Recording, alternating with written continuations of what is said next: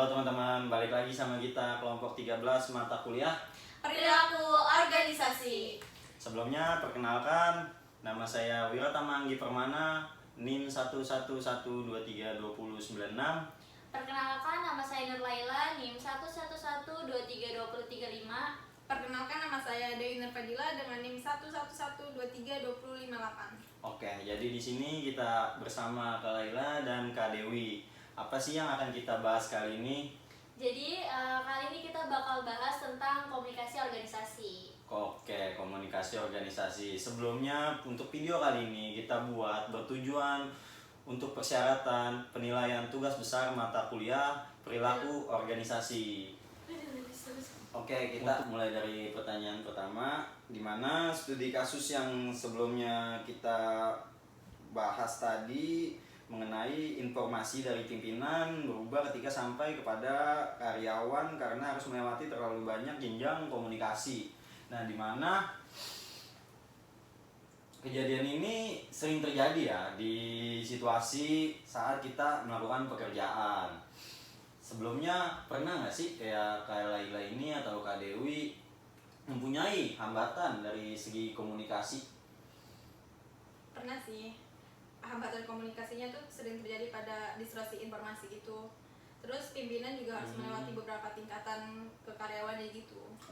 Berarti distribusi komunikasi itu yang apa seharusnya disampaikan tapi terjadi ke bawahnya lagi dan itu menyimpang ya, seperti itu. Betul. Jadi terjadinya miskomunikasi ya. Ya. Kalau dari Kak Laila sendiri? Aku ada sedikit tambahan, mungkin karena setiap proses penyampaiannya tersebut bisa berubah karena mungkin setiap orang dia ada kurang kasih informasi atau kelebihan atau bahkan dia kurangi gitu, atau bisa juga dari orangnya tersebut itu disalahartikan. Nah, itu akibatnya pesan yang diterima karyawan gak lagi sama apa yang disampaikan dari pimpinan. Betul. Sering banget terjadi itu dalam setiap kasus-kasus penyampaian di setiap perusahaan, dimana ya yang terjadi itu di struktur paling bawah yang tidak mendapatkan informasi lebih detail dengan apa yang disampaikan oleh kepemimpinan paling atas. Mungkin itu sih. Selain aku mau menanyakan hambatan tentang komunikasi yang terjadi, apa aku boleh menanyakan tentang mengapa sih distorsi informasi dapat muncul? Dalam arti distorsi itu adalah penyampaian apa yang seharusnya disampaikan tapi tidak disampaikan dengan tepat, dalam arti menyimpangnya informasi, dalam arti miskomunikasinya informasi.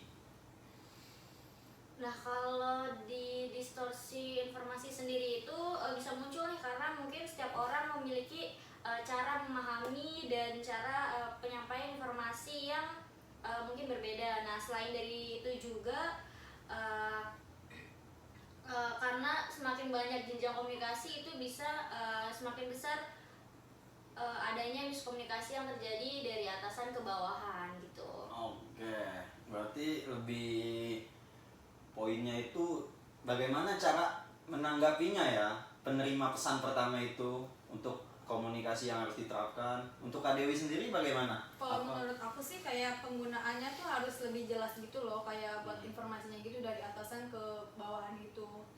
Terus menyebabkan informasi itu jadi nggak kelikat gitu, harus lebih akurat lagi lah gitu. Berarti kalau dari Kak Dewi sendiri berasumsi dari atasannya nih yang tidak secara detail menyampaikan informasi yang dituju, seperti itu. Iya, betul.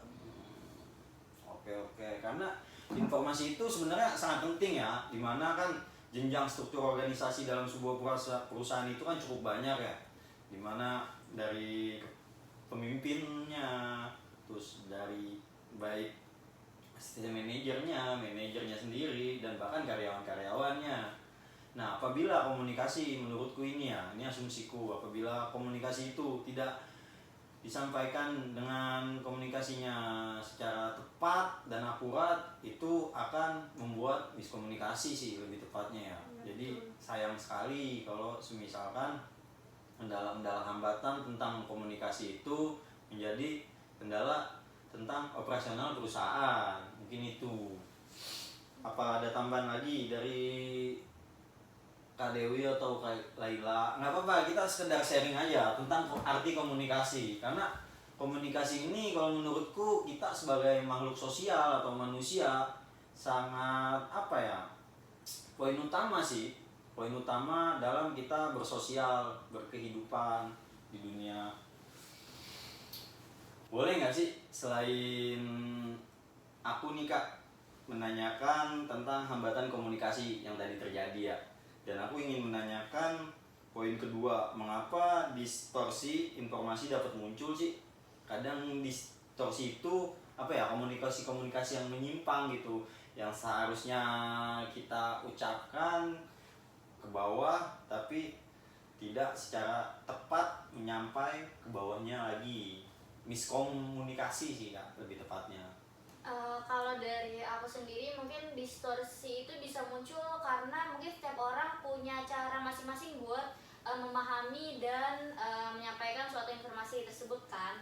Terus dan mungkin juga karena semakin banyak jenjang komunikasi yang terjadi itu juga bakal mengakibatkan semakin banyak juga miskomunikasi yang terjadi gitu kalau dari aku. Betul. Kalau dari Kak Dewi sendiri? Kalau dari aku sih kayak faktor informasinya tuh bahasanya tuh kayak dari karyawan nih jawab A terus ke bawahnya lagi beda lagi kayak B gitu, beda akurat gitu loh. Oh, tidak sampai ya, tidak sampai dengan tepat ya. Jadi beda-beda. Jadi menurut Kak Laila atau Kak Dewi ini penting nggak sih sebenarnya informasi yang harus disampaikan secara tepat dan akurat? Penting sih. Penting, menurut aku juga penting karena balik lagi ya, informasi kan sangat penting gitu, Betul. apalagi kalau misalkan dari atasan langsung. Cuman yang dari studi kasus kita itu tentang komunikasi organisasi. Nah masalahnya di situ sih, karena semakin banyak jenjang komunikasi yang terjadi itu juga bakal semakin banyak miskomunikasi juga yang terjadi gitu. Yang dikhawatirkan adanya miskomunikasi itu efeknya itu akan menimbulkan permasalahan ya. Ya, kesalahpahaman Ya, antara salah karyawan. pahaman, betul. Udah. Oke Kak, mungkin pertanyaan satu atau dua yang tadi saya sampaikan boleh nggak sih? Saya ingin menanyakan beberapa hal lagi. Kita dari tadi bahas tentang komunikasi yang kurang efektif. Kakak sendiri, Kak Laila atau Kak Dewi memahami nggak sih dampak terhadap efektivitas di dalam organisasi tentang komunikasi organisasi? Dampaknya apa sih Kak? Kalau Dampaknya menurut Kak Dewi dulu ya. Menurut aku dampaknya tuh cukup besar. Terus bagi organisasinya itu karyawan dapat salah paham gitu. Manajernya jawab A terus ke bawahnya lagi beda lagi. Terus dari B ke C lagi beda-beda gitu. Oke, paham. Berarti kesimpulannya informasi yang seharusnya tepat dan akurat tapi tidak sampai di struktur bawahnya itu ya. Iya. Oke. Untuk Kak Laila sendiri pendapatnya gimana? Kalau dari aku sendiri itu juga mungkin dari dampak dari itu sendiri mungkin kita tuh bakal dihambat gitu buat ambil keputusan kan. Terus juga produktivitas kita juga jadi menurun dan mungkin resiko terjadi kesalahan itu bakal lebih banyak gitu.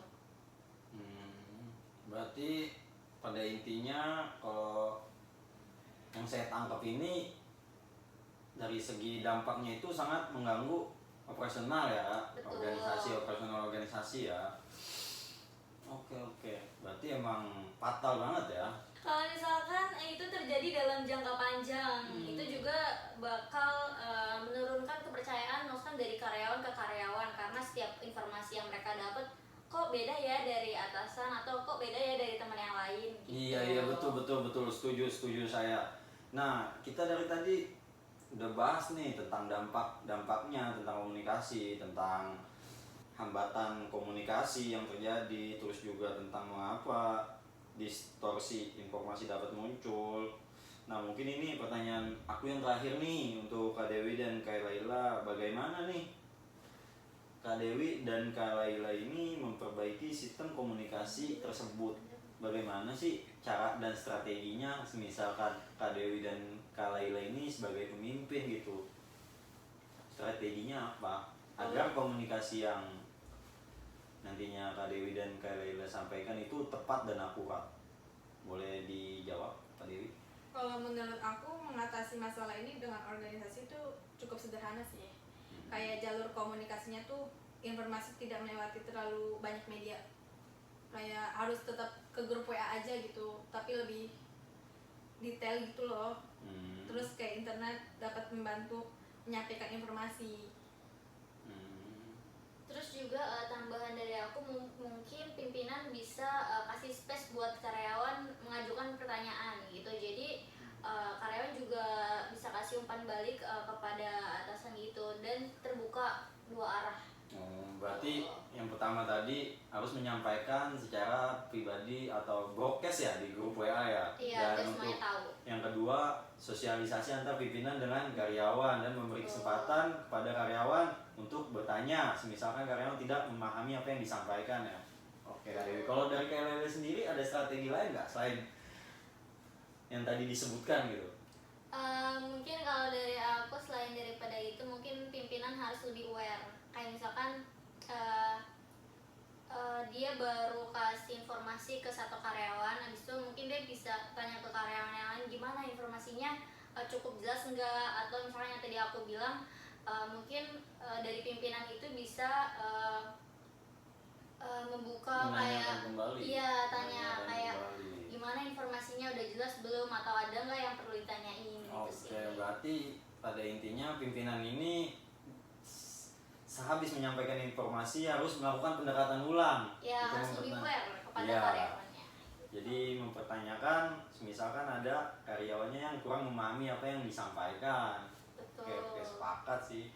Mungkin kalau dari aku sendiri sih untuk strateginya ya dengan cara menyikapinya apa yang disampaikan dari orang kedua, ketiga. Nah, selagi menyikapinya dengan benar, informasi itu akan benar dan akurat sampai ke bawah. Mungkin itu aja dari aku. Jadi dapat kita simpulkan bahwa hambatan komunikasi dalam kasus ini terjadi karena terlalu banyak jenjang komunikasi yang menyebabkan distorsi informasi. Oleh karena itu organisasi perlu membangun sistem komunikasi yang lebih sederhana, jelas, dan didukung dengan umpan balik agar informasi yang diterima tetap akurat. Terima kasih telah mendengarkan podcast kami hari ini. Semoga pembahasan ini bermanfaat. Sampai jumpa di kesempatan berikutnya.